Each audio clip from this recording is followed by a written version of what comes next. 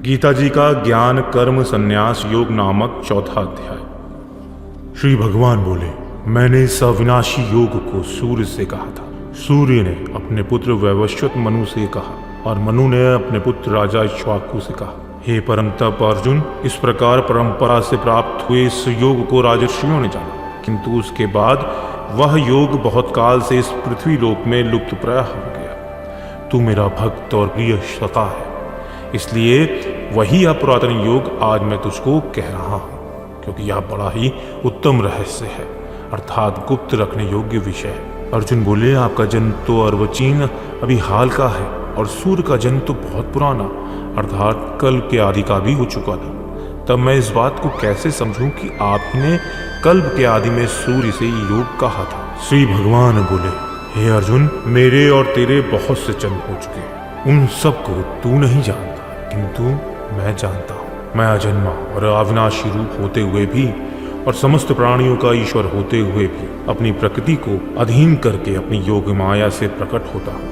हे भारत, जब जब धर्म की हानि होती है और अधर्म की वृद्धि होती है, तब तब मैं अपने रूप को रचता हूँ, अर्थात साकार रूप से लोगों के सम्मुख प्रकट होता हूँ। यदा यदा ही धर्मस्य ग्लानि भर्वति भारत, अभ्युत्थानम अधर्मस्य तदात्मानं सृजाम्यहम्। साधु पुरुषों का उद्धार करने के लिए, पाप कर्म करने वालों का विनाश करने के लिए और धर्म की अच्छी तरह से स्थापना करने के लिए मैं युग युग में प्रकट हुआ करता हूँ। हे अर्जुन, मैं जन्म और कर्म दिव्य अर्थात निर्मल और अलौकिक है। इस प्रकार जो मनुष्य तत्व से जान लेता है, वह शरीर को त्याग कर फिर जन्म को प्राप्त नहीं होता, किंतु मुझे ही प्राप्त होता है। पहले भी जिनका राग, भय और क्रोध सर्वथा नष्ट हो गए थे और जो मुझ में अनन्य प्रेम पूर्वक स्थित रहते थे, ऐसे मेरे आश्रित रहने वाले बहुत से भक्त उपयुक्त ज्ञान रूप तप से पवित्र होकर मेरे स्वरूप को प्राप्त हो चुके हैं। हे अर्जुन, जो भक्त मुझे जिस प्रकार भजते हैं, मैं भी उनको उसी प्रकार भजता हूँ, क्योंकि सभी मनुष्य सब प्रकार से मेरे ही मार्ग का अनुसरण करते हैं। इस मनुष्य लोक में कर्मों के फल को चाहने वाले लोग देवताओं का पूजन किया करते हैं, क्योंकि उनको कर्मों से उत्पन्न होने वाली सिद्धि शीघ्र मिल जाती है। ब्राह्मण, क्षत्रिय, वैश्य और शूद्र, इन चार वर्णों का समूह गुण और कर्मों के विभाग पूर्वक मेरे द्वारा रचा गया है। इस प्रकार उस सृष्टि रचना आदि कर्म का कर्ता होने पर भी मुझ अविनाशी परमेश्वर को तू वास्तव में अकर्ता ही जान। कर्मों के फल में मेरी स्पृहा नहीं है, इसलिए मेरे कर्म लिप्त नहीं करते। इस प्रकार जो मुझे तत्व से जान लेता है, वह भी कर्मों से नहीं बंधता। पूर्व काल में मुमुक्षुओं ने भी इस प्रकार जानकर ही कर्म किए हैं, इसलिए तू भी पूर्वजों द्वारा सदा से किए जाने वाले कर्मों को ही कर। कर्म क्या है और अकर्म क्या है, इस प्रकार इसका निर्णय करने में बुद्धिमान पुरुष भी मोहित हो जाते हैं। इसलिए वह कर्म तत्व मैं तुझे भली भांति समझा कर कहूंगा, जिसे जानकर तू अशुभ से अर्थात कर्म बंधन से मुक्त हो जाएगा। कर्म का स्वरूप भी जानना चाहिए और अकर्म का स्वरूप भी जानना चाहिए तथा विकर्म का स्वरूप भी जानना चाहिए, क्योंकि कर्म की गति गहन है। जो मनुष्य कर्म में अकर्म देखता है और जो अकर्म में कर्म देखता है, वह मनुष्यों में बुद्धिमान है और वह योगी समस्त कर्मों को करने वाला है। जिसका संपूर्ण शास्त्र सम्मत कर्म बिना कामना और संकल्प के होते हैं तथा जिसके समस्त कर्म ज्ञान रूप अग्नि के द्वारा भस्म हो गए हैं, उस महापुरुष को ज्ञानी जन भी पंडित कहते हैं। जो पुरुष समस्त कर्मों में और उनके फल में आसक्ति का सर्वथा त्याग करके संसार के आश्रय से रहित हो गया है और परमात्मा में नित्य तृप्त है, वह कर्मों में भली भांति बरतता हुआ भी वास्तव में कुछ भी नहीं करता। जिसका अंतःकरण और इंद्रियों के सहित शरीर जीता हुआ है और जिसने समस्त भोगों की सामग्री का परित्याग कर दिया है, ऐसा आशा रहित पुरुष केवल शरीर संबंधी कर्म करता हुआ भी पापों को नहीं प्राप्त होता। जो बिना इच्छा के अपने आप प्राप्त हुए पदार्थों में सदा संतुष्ट रहता है, जिसमें ईर्ष्या का सर्वथा अभाव हो गया है, जो हर्ष, शोक आदि द्वंद्वों से सर्वथा अतीत हो गया है, ऐसा सिद्धि और ऐसे असिद्धि में सम रहने वाला कर्मयोगी कर्म करता हुआ भी उनसे नहीं बंधता। जिसकी आसक्ति सर्वथा नष्ट हो गई है, जो देह अभिमान और ममता से रहित हो गया है, जिसका चित्त निरंतर परमात्मा के ज्ञान में स्थित रहता है, ऐसा केवल यज्ञ संपादन के लिए कर्म करने वाले मनुष्य के संपूर्ण कर्म भली भांति विलीन हो जाते हैं। जिस यज्ञ में अर्पण आदि भी ब्रह्मा है और हवन किए जाने योग्य द्रव्य भी ब्रह्मा है और ब्रह्म स्वरूप कर्ता के द्वारा ब्रह्म रूप अग्नि में आहुति दिए जाने वाली प्रक्रिया भी ब्रह्मा है। उस ब्रह्म कर्म में स्थित रहने वाले योगी द्वारा प्राप्त किए जाने वाले योग्य फल भी ब्रह्म ही है। दूसरे योगी जन देवताओं के पूजन रूप यज्ञ का भली भांति अनुष्ठान किया करते हैं और अन्य योगी जन पर ब्रह्म परमात्मा रूप अग्नि में अभेद दर्शन रूप यज्ञ के द्वारा ही आत्म रूप यज्ञ का आहवन किया करते हैं। अन्य योगी जन श्रोत्र आदि समस्त इंद्रियों को संयम रूप अग्नियों में हवन किया करते हैं और दूसरे लोग शब्द आदि समस्त विषयों को इंद्रिय रूप अग्नियों में हवन किया करते हैं।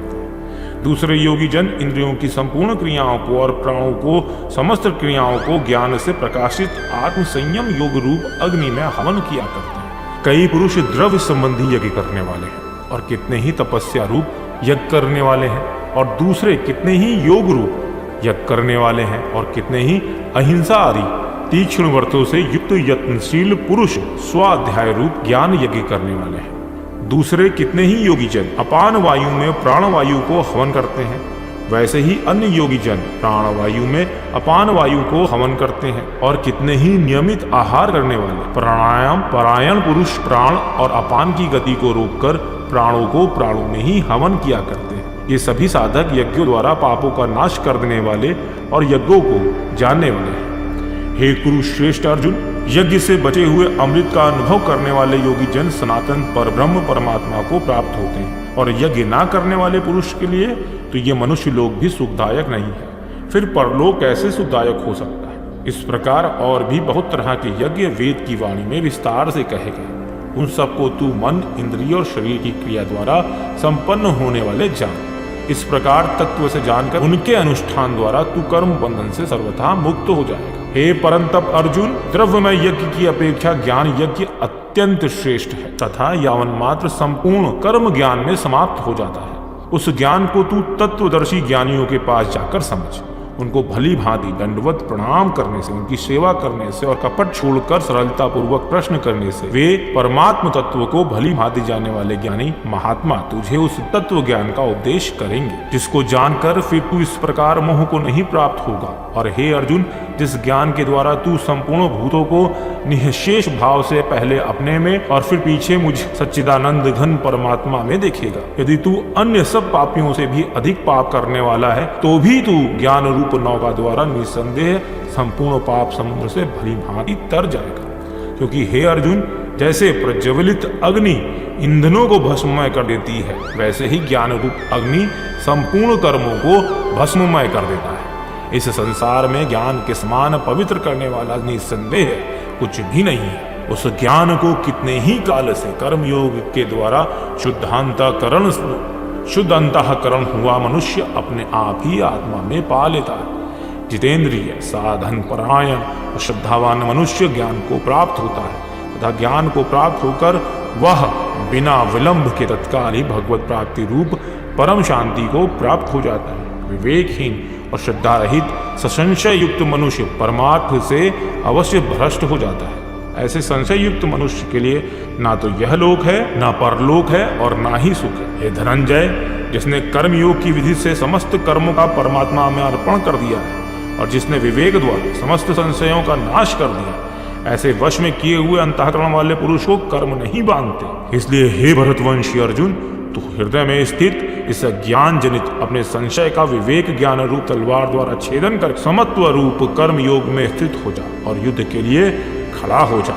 इस प्रकार श्री गीता जी का ज्ञान कर्म संन्यास योग नाम का चौथा अध्याय पूर्ण होता है।